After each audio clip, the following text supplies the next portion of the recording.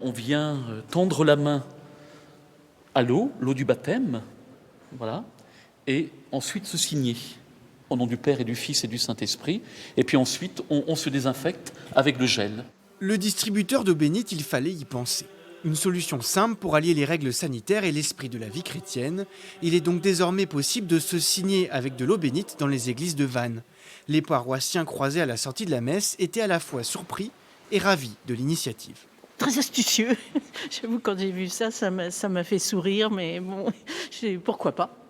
Comme ça, on peut prendre de l'eau bénite, faire son signe de croix en souvenir de son baptême et n'avoir aucun contact qui pourrait être vecteur de Covid.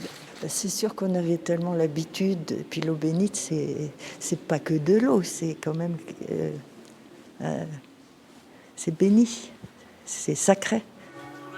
Depuis que les bénitiers ont été vidés pour éviter les risques de contagion, l'eau bénite manquait aux fidèles. Cela fait partie des rites de l'Église. Le distributeur n'est donc pas un simple gadget, mais aussi un moyen de retrouver le sens sacré du lieu. On est tous blessés par ce qui se vit en ce moment. Je crois qu'on est tous blessés et il faut passer de la peur, on peut comprendre, mais de la peur à une certaine paix et une paix intérieure. Et je crois que ce n'est pas un décor. On n'est pas là pour décorer, mais on est là pour redonner du sens, de la profondeur et de la paix intérieure. Et ça passe aussi par là. En Bretagne, le diocèse de Vannes est le premier à avoir installé ses distributeurs.